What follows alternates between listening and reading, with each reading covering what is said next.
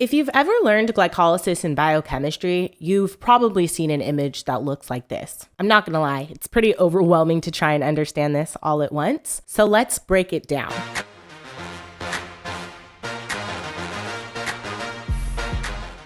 Each colored box represents a step that involves phosphate groups, most of the time as ATP. The green box is different, but we'll talk about that a little bit later.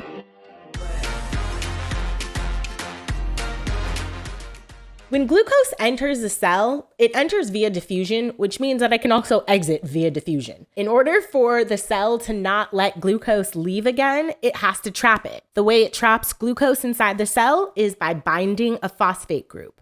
So the first step of glycolysis is adding a phosphate group to glucose, creating glucose 6-phosphate or G6P. This is the first investment of ATP in glycolysis. Glucose 6-phosphate became fructose 6-phosphate, and now fructose 6-phosphate is going to want to become fructose 1,6-bisphosphate. The goal here is to create a symmetric molecule to split in half.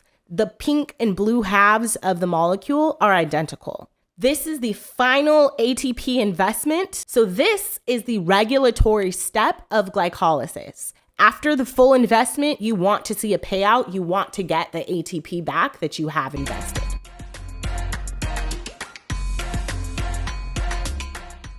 It's halftime. The molecule splits in half, and now we're going to set everything up for payout. The glyceraldehyde 3-phosphate is going to want to make 2 ATP because of the investment, but it only has 1 phosphate to make an ATP. It needs to get a second phosphate group, but it can't use any more ATP. The investment is already done. This is where NAD+ comes in. NAD+ has extra electrons, so those extra electrons are donated to the phosphate group to bind a phosphate to the glyceraldehyde 3-phosphate. So G3P becomes 1,3-BPG, or glyceraldehyde 3-phosphate becomes 1,3-bisphosphoglycerate by adding a phosphate group to G3P using the electrons and the excess energy from the NAD+ molecule. This is setting us up to actually get the payout of ATP from glycolysis. A hydrogen is able to bind to that molecule. So this NAD+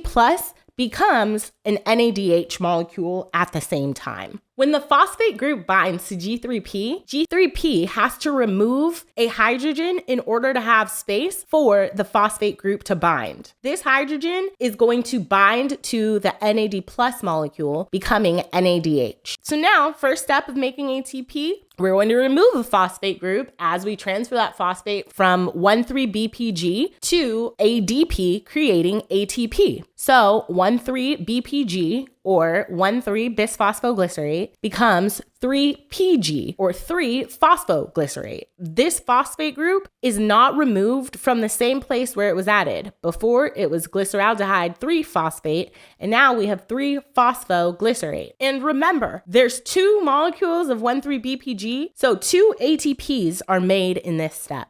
And lastly, 3-PG does some stuff and becomes phosphoenolpyruvate or PEP. And that phosphate group on the pyruvate is now the last thing that has to leave to make another ATP molecule. So PEP to pyruvate moves a phosphate group from PEP onto ADP, creating ATP. And the final step of glycolysis creates a pyruvate molecule at the same time. This is also using 2 molecules of PEP.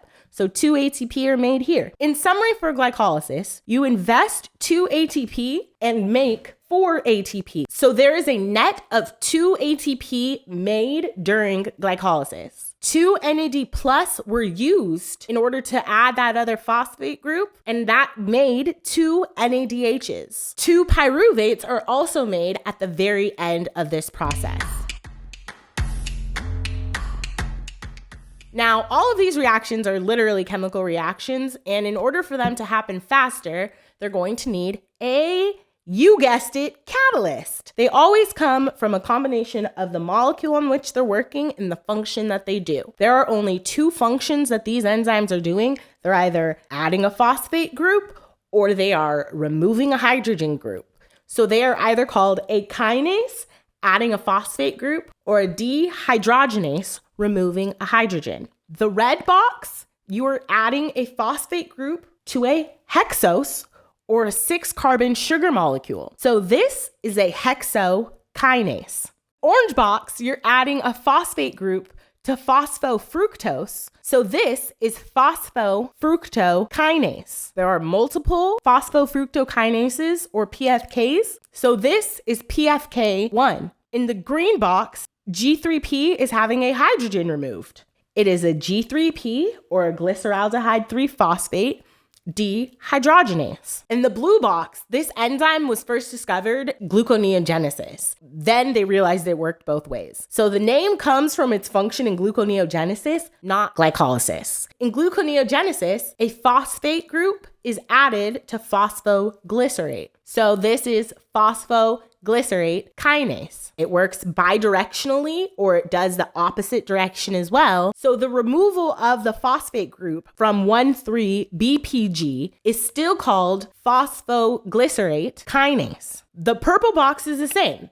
They also discovered this enzyme functioning in gluconeogenesis, so it was called pyruvate kinase because it is adding a phosphate group to pyruvate to create PEP, or phosphoenolpyruvate. But then scientists realized it actually doesn't add a phosphate group directly to pyruvate. So it's not really a pyruvate kinase of anything. It doesn't do that at all, but the name is stuck. So pyruvate kinase removes a phosphate group from phosphoenolpyruvate to create pyruvate.